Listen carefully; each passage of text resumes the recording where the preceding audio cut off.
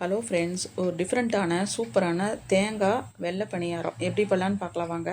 நான் வந்து 2 டம்ளர் இட்லி அரிசியை நைட்டே ஊற வச்சுட்டேங்க. காலையில் நல்லா வாஷ் பண்ணிவிட்டு அதில் நல்லா தண்ணியில் ஃபில்டர் பண்ணி வச்சுட்டேன். நான் 3 சின்ன வெங்காயத்தை 2 கட் பண்ணி வச்சுக்கிறேன். அதை போட்டுக்கலாங்க. 1/4 டீஸ்பூனுக்கு சீரகம் போட்டுக்கலாம். 1/4 மூடி கொஞ்சம் தேங்காய் போட்டுக்கலாங்க.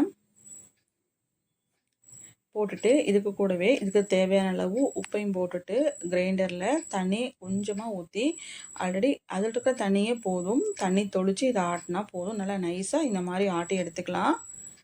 பார்த்திங்கன்னா இந்த மாதிரி ஆட்டி எடுத்தாச்சு. நல்லா நைஸாக இருக்குது பார்த்திங்கன்னா. இப்போ வந்து இந்த மாவை வந்து கொஞ்சம் தண்ணி மாதிரி இருக்குது.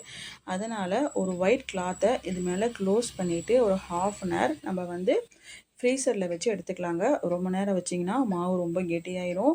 1/2 அன் ஹவர் மட்டும் நீங்கள் ஃப்ரீசரில் வச்சு எடுத்துட்டிங்கன்னா போதும். நல்லா கெட்டியாயிரும். பார்த்திங்கன்னா இந்த மாதிரி நல்லா இதை க்ளோஸ் பண்ணிவிட்டு ஃப்ரீசரில் வச்சிடலாங்க. ஒரு 1/2 அன் ஹவர் வச்சு இதை எடுத்துக்கலாம். இப்போ பார்த்தீங்கன்னா இதை ஓப்பன் பண்ணிடலாம் கிளாத்தை. இப்போ பார்த்தீங்கன்னா நல்லா மாவு வந்து தண்ணியெல்லாம் உறிஞ்சிருச்சு. இப்போ வந்து இந்த மாதிரி ஒரு பிணைஞ்சிக்கலாங்க. மாவு பார்த்திங்கன்னா எவ்வளோ திக்காயிடுச்சின்னு பார்த்தீங்கன்னா இந்த அளவுக்கு நல்லா திக்காயிடுச்சு. நம்ம மாவு சூப்பராக ரெடி ஆயிடுச்சு. இதில் வந்து குட்டி குட்டி பாலாக போட்டுக்கலாங்க. நான் வந்து இதை வந்து ஃபர்ஸ்ட் டைம் பண்ணுறேன். இது வந்து எங்கள் அக்காவோட சிக்னேச்சர் டிஷ் இதுன்னு சொல்லலாம்.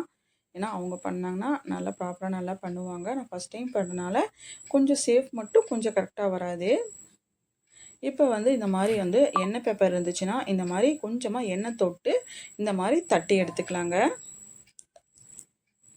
பார்த்திங்கன்னா ரொம்பவும் லேசாக இல்லாமல் ரொம்பவும் திக்காக இல்லாமல் மீடியமாக இந்த மாதிரி தட்டி எடுத்துக்கலாம். ஆல்ரெடி நான் எண்ணெய் நல்லா காய வச்சுருக்கிறேன். இப்போ அந்த எண்ணெயில் போட்டுக்கலாங்க. போட்டுட்டு இந்த மாதிரி எண்ணெய் நல்லா மெத்தி அதில் ஊற்றுனீங்கன்னா நல்லா புசு புசுன்னு பூரி மாதிரி உப்பி வரும். நல்ல மணமாக இருக்குங்க. இந்த பணியாரம் சாப்பிட்றதுக்கே ரொம்ப டேஸ்ட்டாக இருக்கும்.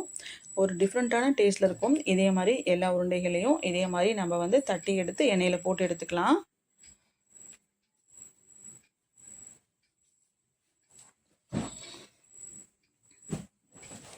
பார்த்திங்கன்னா இந்த மாதிரி எல்லாத்தையுமே பொரிச்சு எடுத்துக்கலாங்க.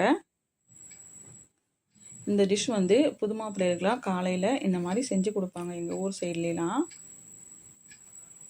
அதுக்கு வந்து சைடிஷாக நான் வந்து மட்டன் கிரேவி தான் பண்ணிக்கிறேங்க. இதுக்கு வந்து chicken gravy or mutton gravy இதில் 2 தான் நல்லாயிருக்கும். நல்ல காம்பினேஷனாக நல்லா சூப்பராக இருக்கும். இப்போ பார்த்தீங்கன்னா நம்ம வந்து ஃபைனலாக எல்லாமே பொரிச்சு எடுத்தாச்சு. இப்போ பாருங்கள் சூப்பராக வந்துருச்சு. நமக்கு ரொம்பவே சூப்பராக இருந்துச்சு. அருமையான ஒரு டிஷ்ஷாக இருந்துச்சு. தொட்டு சாப்பிட்டா ரொம்பவே அருமையாக இருக்கும். வீடியோ லைக் பண்ணுங்கள், ஷேர் பண்ணுங்கள், மறக்காமல் ஃபாலோ பண்ணிவிட்டு சப்ஸ்கிரைப் பண்ணிக்கோங்க. தேங்க்ஸ் ஃபார் வாட்சிங்.